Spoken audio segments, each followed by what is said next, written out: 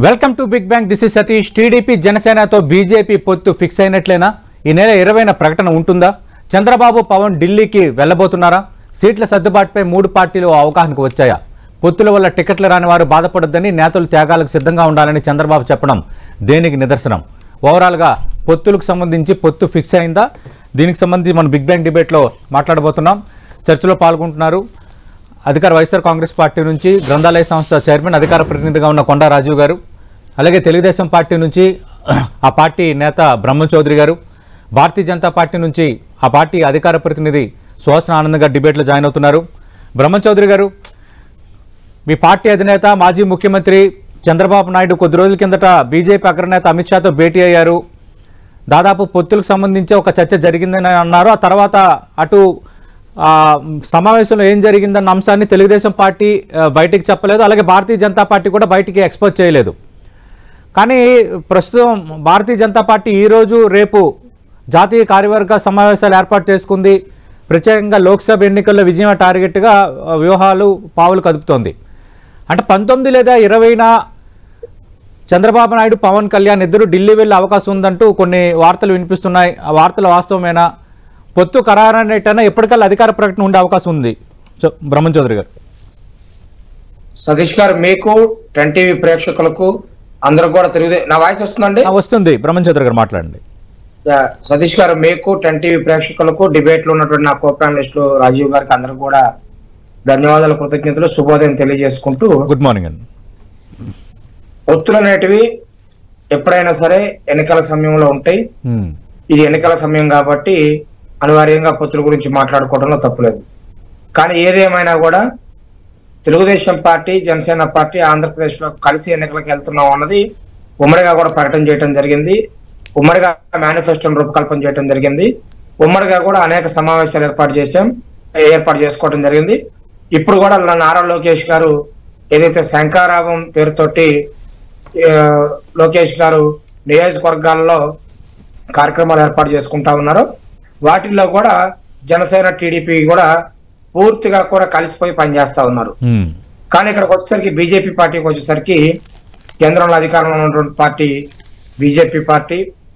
ఇక్కడ అనేక సందర్భాలలో కూడా బీజేపీ పార్టీ తోటి తెలుగుదేశం పార్టీ కలిసి పనిచేయడం జరిగింది. కేంద్రంలో వాళ్ళ అధికారంలో ఉన్నప్పుడు, రాష్ట్రంలో అధికారంలో ఉన్నప్పుడు కలిసి పనిచేయడం జరిగింది. కేంద్రంలో వాళ్ళ అధికారంలో లేనప్పుడు తెలుగుదేశం పార్టీ రాష్ట్రంలో అధికారంలో ఉన్నప్పుడు గతంలో ఎన్టీ రామారావు గారి తర్వాత పనిచేయడం జరిగింది. ఇప్పుడు రాష్ట్రంలో మేము ప్రతిపక్షంలో ఉన్నాం, వాళ్ళు కేంద్రంలో అధికారంలో ఉన్నాం, కలిసి పనిచేయడానికి మేము కూడా సిద్ధంగా ఉన్నాం.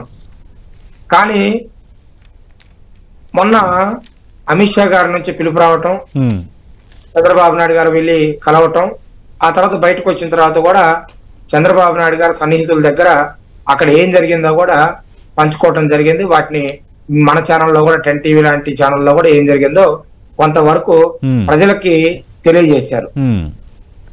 మీరు ఇప్పుడు చెప్తూ 19వ తారీఖు 20వ తారీఖు చంద్రబాబు నాయుడు గారు, పవన్ కళ్యాణ్ గారు మరలా ఢిల్లీకి వెళ్తున్నారని చెప్పారు. ఓకే, నాకు తెలిసి అయితే ఇంతవరకు అటువంటిది ఏం లేదు. ఒకవేళ ఉన్నా కూడా వెళ్ళడానికి తెలుగుదేశం పార్టీ కానీ జనసేన కానీ ఆలోచించటం లేదు, ఖచ్చితంగా పోతారు.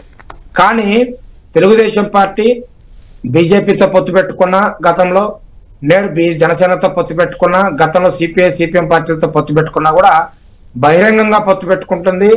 ఖచ్చితంగా రాష్ట్ర ప్రయోజనాల కోసం పొత్తు పెట్టుకుంటుంది తప్పితే రాజకీయ ప్రయోజనాల కోసం పొత్తు పెట్టుకునేటువంటి ప్రయత్నం ఎప్పుడు కూడా చేయలేదు, చేయబోదు కూడా.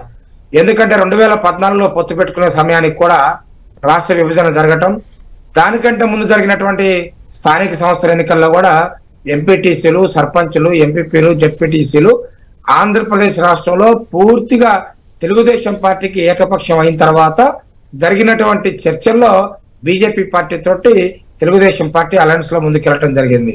ఆ రోజు బీజేపీ పార్టీ తోటి అలయన్స్ లో ముందుకెళ్ళడానికి గల కారణం రాష్ట్ర విభజన జరిగింది. ఖచ్చితంగా పక్క రాష్ట్రాలతో పాటు సమానంగా ముందుకెళ్లే వరకు కూడా కేంద్ర ప్రభుత్వ సహాయ సహకారాలు ఉండాల్సినటువంటి అవసరం ఉన్నది. వాళ్ళ సహకారంతో మనం అభివృద్ధి చెందగలుగుతామని చెప్పేసి తెలిసినటువంటి చంద్రబాబు నాయుడు గారు ఆ రోజున అధికారంలో అంటే మోడీ గారి వేవు దేశంలో ఉంది కాబట్టి ఆ పార్టీతో కలిసి వెళ్ళటం జరిగింది. కానీ ఆ తర్వాత జరిగినటువంటి సంఘటనలు కూడా రాష్ట్ర ప్రజలకు తెలుసు, మీకు కూడా బాగా తెలుసు. ఆ తర్వాత ప్రత్యేక హోదా అంశం కావచ్చు, లేకపోతే వాళ్ళు ఇస్తానన్నటువంటి ప్రత్యేక ప్యాకేజీకి కూడా చట్టబద్ధత కల్పించకపోవటం వల్ల కావచ్చు, లేకపోతే ప్రశాంత్ కిషోర్ లాంటి కొంతమంది పెయిడ్ బ్యాచ్ అంటే ఐపాక్ వాళ్ళు ఈ ఆంధ్రప్రదేశ్ రాష్ట్రంలో బీజేపీ పార్టీకి, తెలుగుదేశం పార్టీకి కానీ, లేకపోతే తెలుగుదేశం పార్టీకి కానీ ఇతర కులాలకు కానీ, లేకపోతే తెలుగుదేశం పార్టీకి ఇతర మతాలకు కానీ, తెలుగుదేశం పార్టీకి ప్రాంతాల మధ్యలో కానీ చిచ్చు పెట్టి ఒక వైరాన్ని క్రియేట్ చేసి వాళ్ళు అధికారంలోకి, వైఎస్ఆర్సీపీ పార్టీ అధికారంలోకి వచ్చే విధంగా వాళ్ళు రూపకల్పన చేశారు. అందులో ఒక ఛాన్స్ కానీ, లేకపోతే అన్న విన్నాడు, నేను విన్నాను, నేను ఉన్నానని చెప్పడం కానీ, అన్న వస్తున్నాడని చెప్పండి అనేటువంటి క్యాంపెయిన్ కావచ్చు, లేకపోతే కొన్ని ప్రత్యేక పరిస్థితుల్లో కావచ్చు వైఎస్ఆర్సీపీ పార్టీ అధికారంలోకి వచ్చింది. ఆ రోజు ప్రధానంగా నాకు 25కి 25 సీట్లు ఇవ్వండి, నేను కేంద్రం మెడలు వంచి ప్రత్యేక హోదా తీసుకొస్తానని చెప్పేసి మాట్లాడినటువంటి ముఖ్యమంత్రి గారు అధికారంలోకి వచ్చిన తర్వాత మొదటిగా ఢిల్లీ వెళ్ళి బీజేపీ పార్టీకి పూర్తి స్థాయి మెజార్టీ రాదనుకున్నాను, ఒకవేళ పూర్తి స్థాయి మెజార్టీ రాకపోతే నేను నా మీద ఆధారపడేటువంటి పరిస్థితి వస్తే ప్రత్యేక హోదా తీసుకొస్తాను, ఇప్పుడు వాళ్ళు ఇస్తే తీసుకోవటం లేకపోతే లేదు తప్ప మరేటి చేసేది లేదని చెప్పేసి గోళ్లు గిల్లుకుంటూ ముఖ్యమంత్రి గారు ప్రెస్ మీట్ పెట్టారు. అంటే ఆ రోజు 2014లో రాష్ట్రంలో ఉన్నటువంటి రాజకీయ పరిస్థితులు వేరు, 2019లో రాష్ట్రంలో ఉన్నటువంటి రాజకీయ పరిస్థితులు వేరు, ఈ రోజు రాష్ట్రంలో ఉన్నటువంటి రాజకీయ పరిస్థితులు వేరు, దేశంలో ఉన్నటువంటి రాజకీయ పరిస్థితులు వేరు. కాబట్టి 2014 నుంచి 2019 వరకు కేంద్ర ప్రభుత్వం విభజన చట్టంలో పెట్టినటువంటి కేంద్ర ప్రభుత్వ సంస్థల్ని కేంద్ర ప్రభుత్వం మీద ఒత్తిడి తీసుకొచ్చి చంద్రబాబు నాయుడు గారు కొన్నిటిని నెరవేర్చారు. కానీ 2019 నుంచి ప్రత్యేక హోదా అంశాన్ని పక్కన పెడితే 2019 నుంచి ఈ రోజు వరకు కూడా కేంద్ర ప్రభుత్వం నుంచి రావాల్సినటువంటి వెనకబడినటువంటి జిల్లాల నిధులు కావచ్చు, కేంద్ర ప్రభుత్వ విద్యా సంస్థలు కావచ్చు, రైల్వే జోన్ కావచ్చు, దుగ్గరాజపట్నం పోర్టు కావచ్చు, లేకపోతే అనేక అంశాలు ఏవి కూడా పక్క రాష్ట్రం నుంచి మన రాష్ట్రానికి రావాల్సినటువంటి విభజన హామీలో సంబంధించినటువంటి ఏవి కూడా తీసుకురాల. కానీ ఈ రోజు మళ్ళా కొత్తగా మొన్న అసెంబ్లీలో మాట్లాడుతూ జగన్మోహన్ రెడ్డి గారు ప్రత్యేక హోదాని చట్టంలో పెట్టలేదు కాబట్టి నేను పెద్దగా ఇచ్చేయలేకపోతున్నాను, లేదంటే కోర్టుకు పోయినా సరే దాన్ని సాధించామని మాట్లాడుతా ఉన్నారు. ఈ రోజున రాష్ట్రంలో ప్రజలందరూ అనుకుంటున్నారు ప్రత్యేక హోదా చట్టంలో రైల్వే జోన్ పెట్టారు, బ్రహ్మచౌదరి గారు పోర్టు పెట్టారు, వీటన్నిటి మీద కూడా కోర్టుకు పోయి మరి సాధించుకోవచ్చు కదా కేంద్ర ప్రభుత్వం మీద.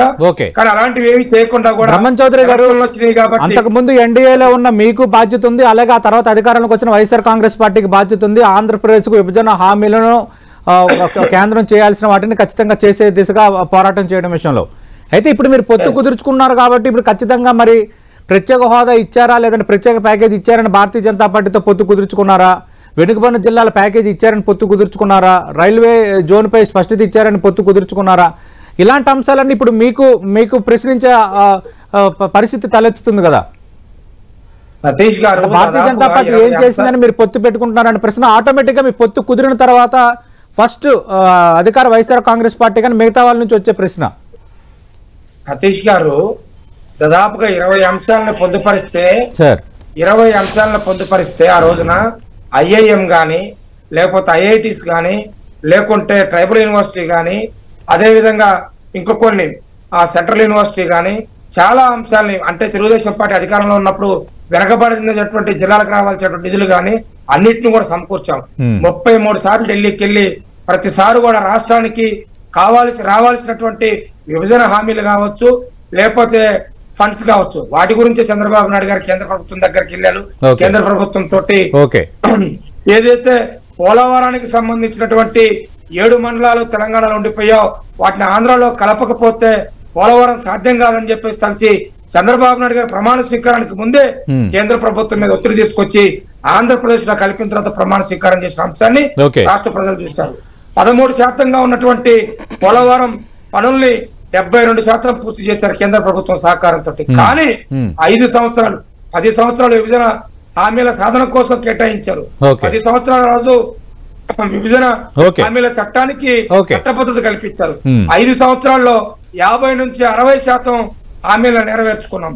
మిగిలిన అంశాలని నెరవేర్చుకోవడం కోసం ఆ రోజు ఉన్నటువంటి కేంద్ర ప్రభుత్వం మీద ఒత్తిడి తీసుకొచ్చినప్పుడు మిగతా రాష్ట్రాలు కూడా ఆంధ్రప్రదేశ్ తో పాటు మిగతా రాష్ట్రాలకు ప్రత్యేక హోదా ఉన్నటువంటి రాష్ట్రాలను కూడా తీసివేస్తున్నాం. కాబట్టి ఆంధ్రప్రదేశ్ ఇవ్వడానికి కుదరదు. కాబట్టి ప్రత్యేక హోదా వల్ల ఆంధ్రప్రదేశ్ కి ఏ విధమైనటువంటి లబ్ధి చేకూరుతుందో అవన్నీ కూడా ప్రత్యేకమైనటువంటి ఒక ప్యాకేజ్ ద్వారా ఆంధ్రప్రదేశ్ కి మిగతా రాష్ట్రాలతో సమానంగా అభివృద్ధి చెందే వరకు సహకరిస్తామని చెప్పేసి కేంద్ర ప్రభుత్వం ఒక ప్రపోజల్ పెడితే అప్పుడు చంద్రబాబు నాయుడు గారు ఆంధ్రప్రదేశ్ రాష్ట్రంలో చర్చలు జరిపి రైట్. సుహాస్ ఆనంద్ గారు దాదాపు ఒక్క నిమిషం బ్రహ్మచౌదరి గారు ఒక్కొక్కరికి మాట్లాడదాం. సుహాస్ ఆనంద్ గారు, దాదాపు పొత్తు ఫిక్స్ అనే చర్చ వినిపిస్తోంది. ఈ రోజు రేపు మీ పార్టీకి సంబంధించి జాతీయ కార్యవర్గ సమావేశాలు జరుగుతున్నాయి. ప్రధానంగా లోక్సభ ఎన్నికల్లో ఏ విధంగా విజయం సాధించాలనేది ఒక టార్గెట్గా మీకు రాజకీయ పార్టీగా మీ స్ట్రాటజీస్ మీకు ఉండొచ్చు. బట్ ఆంధ్రప్రదేశ్ పొత్తులకు సంబంధించి ఏం చేయబోతున్నారు అనేది ఒక చర్చ. ఈ సమావేశం అయిపోయిన వెంటనే పొత్తులు ఖరారు చేయబోతున్నారు. ఈ నెల 19 లేదా 20న చంద్రబాబు నాయుడు, పవన్ కళ్యాణ్ ఢిల్లీ రావాల్సి ఉంటుందని ఆల్రెడీ భారతీయ జనతా పార్టీ పెద్దలు కొంత సమాచారం అందించారు అని అంటున్నారు. ఖచ్చితంగా మీరు టీడీపీ ఆల్రెడీ జనసేన బీజేపీ పొత్తులో ఉన్నాయి, జనసేన టీడీపీ పొత్తులో ఉన్నాయి. టీడీపీతో పొత్తు ఖరారు అయినట్టేనా? దీనిపై మీరు స్పష్టత ఇస్తారా? సతీష్ గారు గుడ్ మార్నింగ్ మేడం. సతీష్ గారు నమస్కారం. నమస్తే. ఉన్న పెద్దలందరికీ కూడా నమస్తే, గుడ్ మార్నింగ్. ఇప్పుడు చాలా అంశాలు మాట్లాడుతున్నారు కదా అన్ని పార్టీల వాళ్ళు. ఇప్పుడు ప్రత్యేకం బ్రహ్మచౌదరి గారు వీళ్ళు. సో అంటే వాళ్ళ ఆలోచనల్లో చాలా అంశాలు ఉన్నాయి. ఇప్పుడు 2014కి ఎందుకు పెట్టుకున్నారు పొత్తు అని ఎక్స్ప్లెయిన్ చేస్తున్నారు. 2019 మళ్ళీ తర్వాత ఇప్పుడు 24లో ఎందుకు వాళ్ళు భారతీయ జనతా పార్టీతో ఉండాలి, కలిసి వెళ్ళాలి అని కోరుకుంటున్నారు. ప్రతి పార్టీకి ఒక ఎజెండా ఉంటుంది. ఏ పార్టీకి ఆ పార్టీయే ఒక మేనిఫెస్టో ఉంటుంది. 2014లో ఉన్న పరిస్థితి 2024లో లేదు. ఎందుకంటే 2014లో ఏదైతే విభజన హామీలు అని చెప్పి భారతీయ జనతా పార్టీ చెప్పిందో అప్పటికి 10 సంవత్సరాల సమయం ఉంది. కానీ 10 సంవత్సరాల్లో కూడా అంత జాప్యం చేయకుండా మొదటి 2-3 సంవత్సరాల్లోనే జాతీయ సంస్థలు అన్ని కూడా ఇచ్చిన విషయం అందరికీ తెలుసు, ప్రజలకి తెలుసు.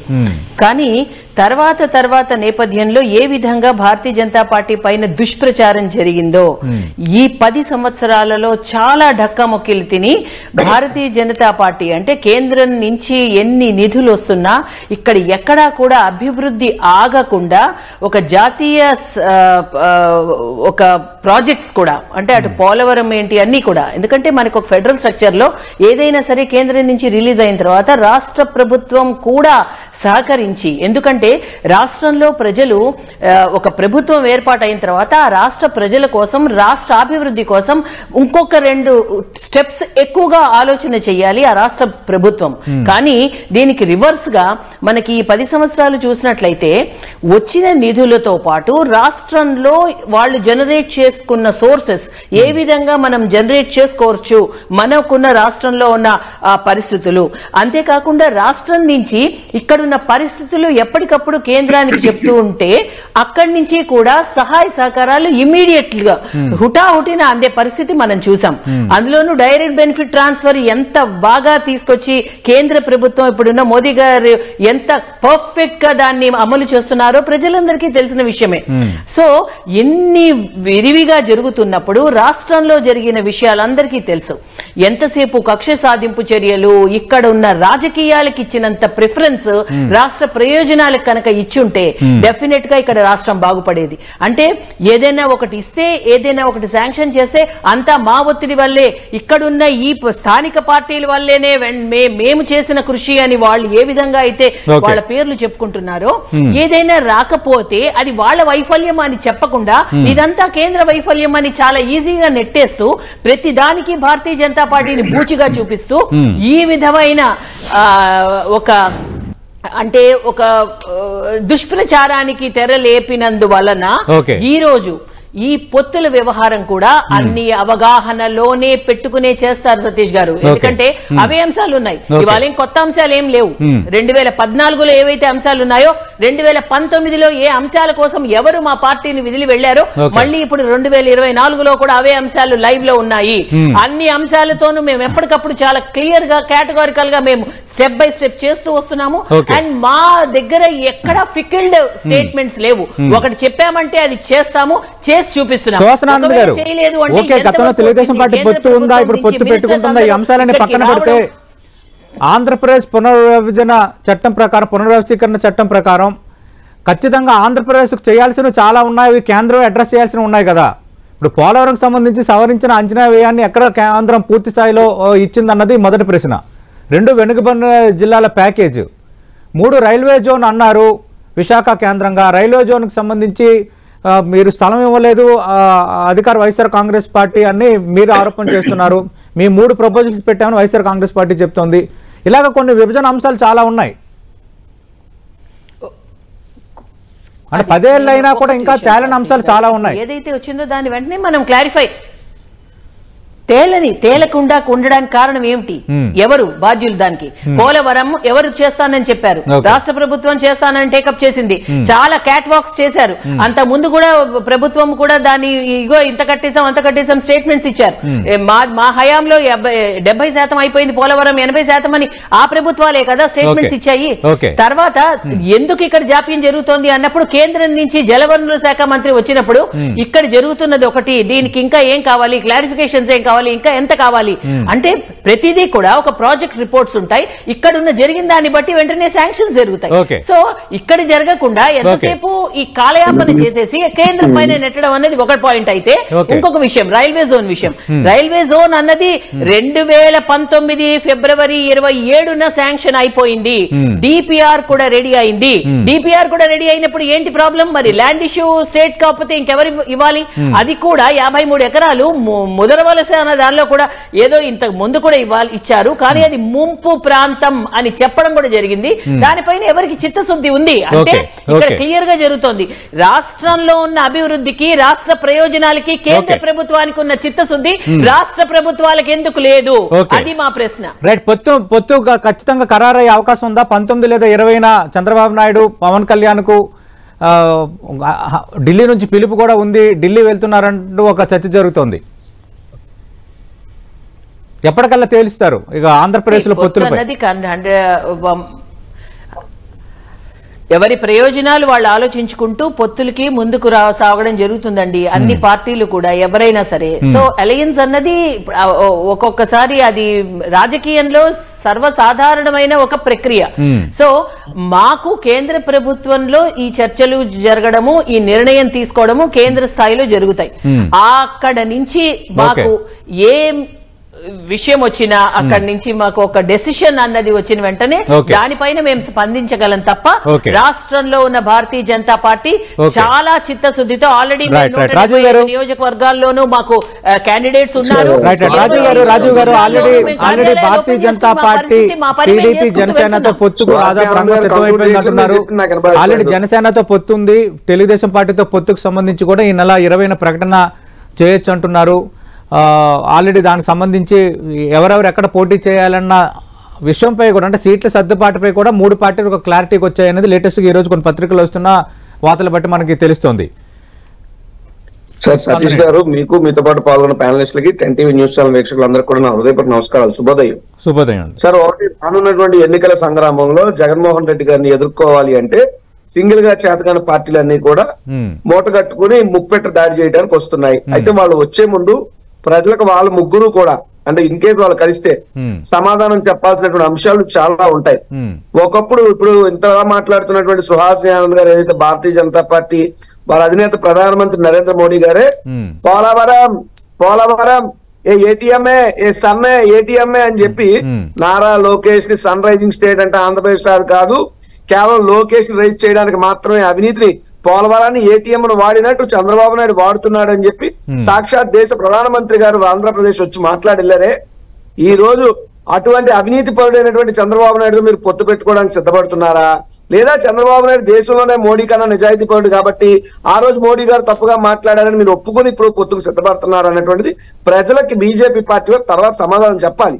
వాళ్ళు పొత్తు పెట్టుకోవచ్చు వాళ్ళ రాజకీయ అవసరాల కోసం, రాజకీయంగా ఈ రాష్ట్రంలో బతకాలన్నా, బతికి బట్టగట్టాలన్నా, భవిష్యత్తు ఉండాలన్నా సరే జగన్మోహన్ రెడ్డి వ్యక్తి మరోసారి ముఖ్యమంత్రి అయితే ప్రజలు చేస్తున్నటువంటి మంచి వల్ల ఇక మరో 30 ఏళ్ళు జగన్మోహన్ రెడ్డి ముఖ్యమంత్రి ఉంటాడు, మాకు పుట్టగతులు ఉండవని ఆలోచన వచ్చినటువంటి 3 పార్టీలు కూడా ఈ రోజు కలుస్తున్నాయి.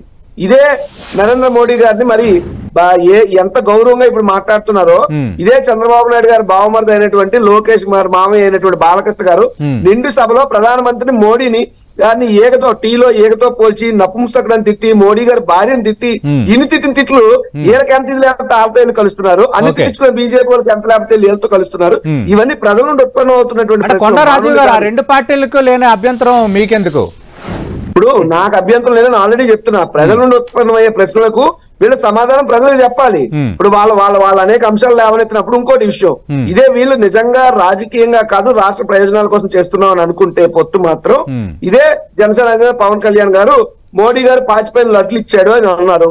మరి ఈరోజు చికెన్ దమ్ బిర్యానీ పెట్టడం, మటన్ కేమా బిర్యానీ పెట్టడం అని చెప్పి వెళ్ళి కలుస్తున్నారు అన్నది ప్రజలకు వాళ్ళు చెప్పాలి. వాళ్ళు సమాధానం చెప్పాల్సిన ప్రజలకు కాదు, మాకు వాళ్ళతో పని లేదు.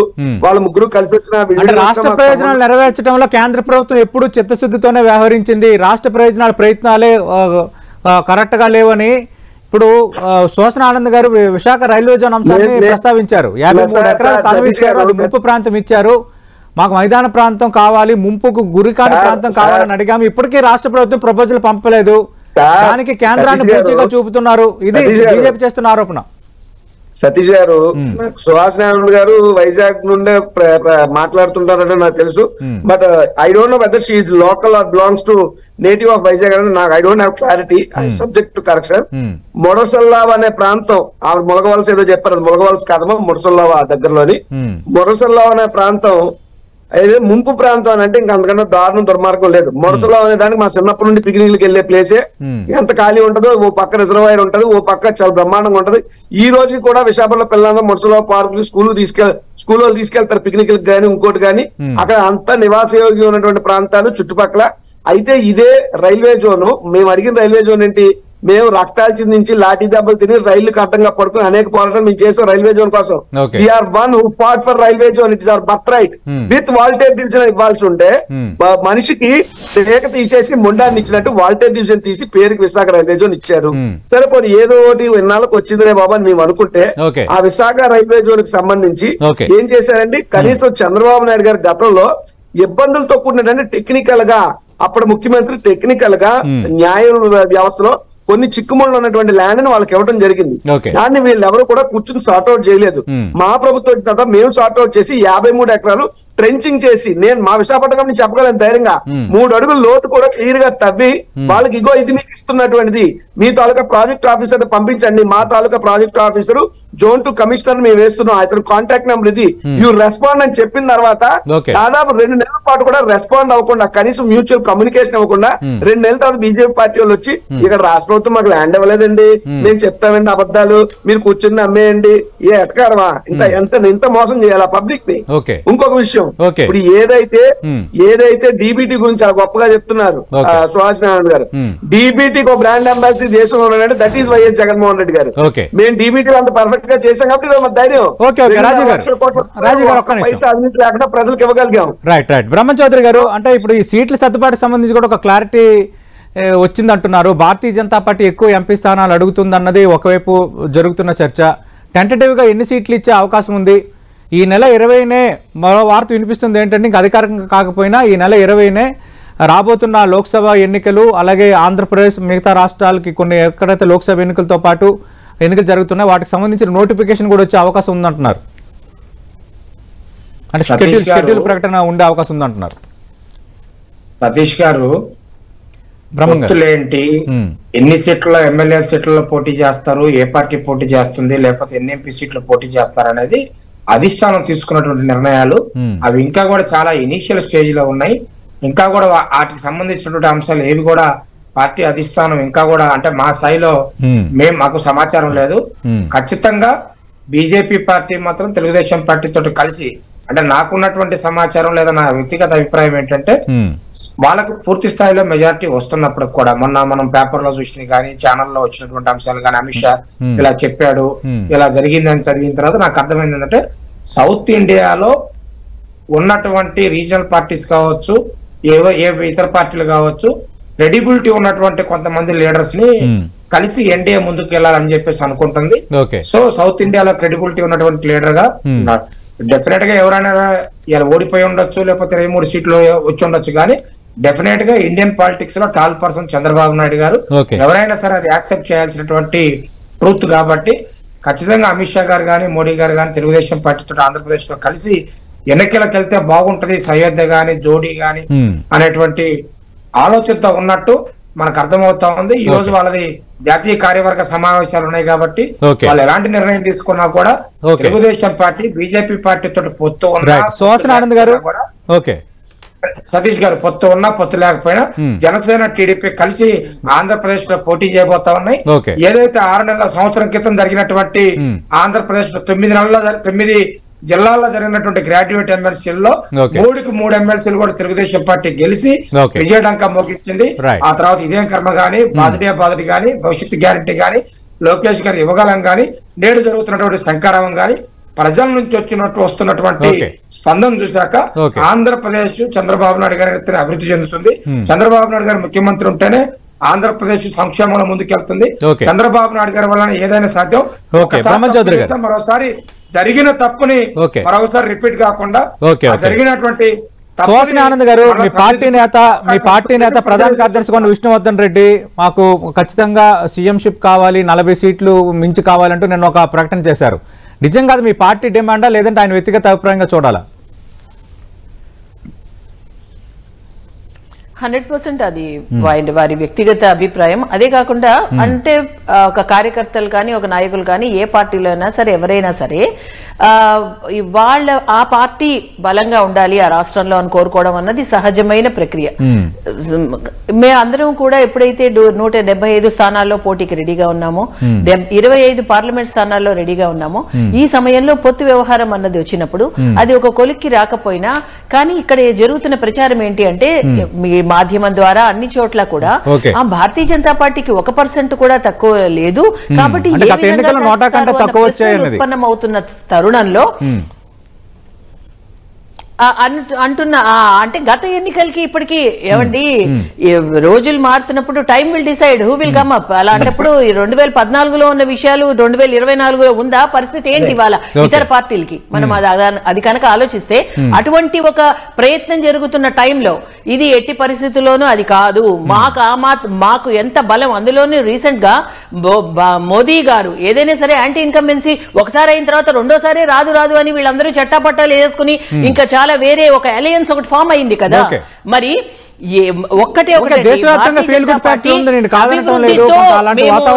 ఎదురుకెళ్తున్నాము కానీ వాట్ అబౌట్ ఏపీ అనేది ఆటోమేటిక్ గా మరి ఇంకోటి ఏంటంటే సతీష్ గారు అంటే ఒకటి థర్డ్ టైం రావడం అన్నది ఇట్స్ నాట్ ఎ జోక్. మేము అభివృద్ధి చూపించి చెప్తున్నాం. అదే కాకుండా మొన్న రామ ప్రాణ ప్రతిష్ఠని అప్పుడు ఇప్పుడు మేము పల్లెకు పోద్దాం కార్యక్రమంలో మేము చేస్తున్న దానిలో ప్రతి గ్రామంలో అండి ప్రతి ఒక్క మనిషి గుండెల్లో మోదీ గారు ఉన్నారు. కాబట్టి ఇదంతా కూడా ఆలోచించాలి. ఇప్పుడు రాజీవ్ గారు చెప్తున్నారు ఏంటి సింహం సింగిల్ గా వస్తుందా? సింగిల్ గా ఉన్నారు కాబట్టి మీరు సింహం అని పేరు పెట్టుకున్నారు తప్ప ప్రతి సింగిల్ గా ఉన్న వాళ్ళు సింహం అయిపోరండి. ఇంకొకటి ఎవరు మీతో కలిసి రావట్లేదు, మీరు ఒక్కరే అయిపోయారు, ఏకాక అయిపోయారు. కాబట్టి దాన్ని మీరు సింహంలా మీరు చేయక్కర్లేదు. రాజు గారు చర్చలు ముగించే ముందు దాదాపు ఖరారైనట్టే ఎవరు చేసినా ఎట్లా ఫేస్ చేయబోతున్నారు సార్? ఫైనల్ గా కన్క్లూడ్ చేయండి. ఒక్కసారి అడగండి సార్ మళ్ళీ మీ ప్రశ్న. ఆల్రెడీ పొత్తులు ఖరారైనట్టే, వచ్చే వారం దీనిపై క్లారిటీ రాబోతుంది, ఎట్లా ఫేస్ సార్? ఒకటి సార్, ఇప్పుడు సుహాసిని ఆనంద్ గారు ఒక మాట అన్నారు, మీ సింగిల్ గా ఉన్న వాళ్ళు ప్రతి ఒక్కరు సింహాలు కాదు. అది నిజమే. ఇప్పుడు కేఏ పాల్ సింగిల్ గా ఉండొచ్చు, లేదా పవన్ కళ్యాణ్ సింగిల్ గా ఉండొచ్చు, అలా సింహాలు అయిపోరు. సింహం అంటే ఎవరు అంటే ఒంటరిగా మోడీ గారి కంటే ఒక పెద్ద నియంతగా ఈ భారతదేశంలో పేరున్నటువంటి సోనియా గాంధీని ఎదిరించాడు కాబట్టి ఆయన సింహం అయ్యాడు. అంత పెద్ద కాంగ్రెస్ పార్టీని రాష్ట్రంలో దేశంలో సమాధి చేశాడు కాబట్టి ఆయన సింహం అయ్యాడు. ఆయన 151 సీట్లు గెలిచాడు కాబట్టి జగన్మోహన్ రెడ్డి గారు సీఎం అయ్యారు. జగన్మోహన్ రెడ్డి గారు ఎవరు మాతో కలవట్లేదు కాదమ్మా, మాకు ఎవరితోనూ అవసరం లేదు, మాకు ప్రజలతో అవసరం ఉంది. మీకు స్టార్ క్యాంపెయినర్ గా పవన్ కళ్యాణ్ కావాలేమో, మాకు స్టార్ క్యాంపెయినర్ గా మా ఆంధ్రప్రదేశ్ రాష్ట్ర ప్రజలు చాలు. మీకేమన్నా చంద్రబాబు నాయుడు ఆశీస్సులు కావాలేమో, మాకు ప్రజల ఆశీస్సులు దేవుడు ఆశీస్సులు చాలు. కాబట్టి వీళ్ళందరినీ సార్ మా పార్టీ పుట్టిన దగ్గర నుండి ఇప్పటి వరకు మాకు పరమావధిలో మేము ముందుకు వెళ్తున్నాం.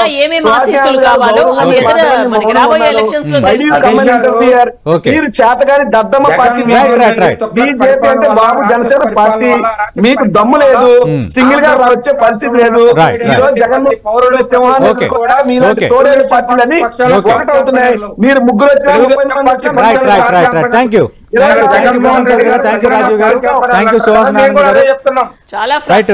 పార్టీల మధ్య మాట్లాడుతూ ఎలా ఉన్నా అటు వచ్చే వారం పొత్తు ఫిక్స్ అవ్వడానికి దాదాపు రంగం సిద్ధమైంది అంటున్నారు.